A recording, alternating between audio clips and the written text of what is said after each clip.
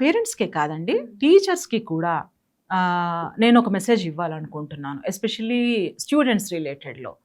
పిల్లలకి ఎప్పుడైనా కానీ మనము ఎగ్జామ్స్ అనేవి ఒక పనిష్మెంట్ లాగా షో చేస్తాం.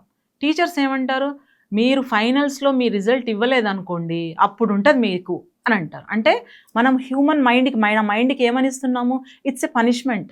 ఎగ్జామ్ అనేది నీకు పనిష్మెంట్. సో నువ్వు పనిష్మెంట్ అనేది నువ్వు కరెక్ట్గా రాయలేదనుకో ఇంకా నీకు ఇట్లా ఉంటుంది పరిస్థితి, నువ్వు పాస్ అవ్వవు, నీకు ఫెయిల్ చేస్తాం. ఇంట్లో పేరెంట్స్ ఎట్లా అంటారు, నువ్వు ఇప్పుడు మొబైల్ రోజు ఇంత మొబైల్ అడిక్షన్ అయ్యావు, ఇట్లా మొబైల్ చూస్తున్నావు, సినిమా చూస్తున్నావు, రేపు ఎగ్జామ్ ఉంది అంటే కూడా నువ్వు చదవట్లేదు, ఇప్పుడు రేపు రిజల్ట్ రాని నీ పని చెప్తాను. సో రిజల్ట్ ఓరియంటెడ్, అక్కడ ఎగ్జామ్ ఓరియంటెడ్. అది ఎట్లానంటే దాన్ని ఒక పెద్ద బూచిలాగా, ఎగ్జామ్స్ అంటే ఒక పెద్ద బూచి, ఓ పెద్ద పనిష్మెంట్, దాని అలా మన చిల్డ్రన్ మైండ్ సెట్లో అనేది క్రియేట్ చేస్తారు. సో అదేం జరిగిపోతుందంటే పిల్లలకి ఎగ్జామ్స్ అంటే ఒక కైండ్ ఆఫ్ ఫియర్, తెలియకుండానే వాళ్ళ మనసు లోపల మైండ్ లోపల ఒక భయం అనేది గూడు కట్టుకుపోద్ది. But when the day will come, examination day will come, వాళ్ళ షోల్డర్ మీద నుంచి ప్రెషర్ తగ్గించడానికి మనం చెప్పాల్సింది ఏంటి అంటే, నువ్వు ప్రోగ్రెస్ చూయించు. పర్ఫెక్షనిజం అని కాదు ఇక్కడ, నువ్వు ఐఐటి అని అయితేనే నీ లైఫ్ అని కాదు, బట్ ప్రోగ్రెస్ మాత్రం చూయించు.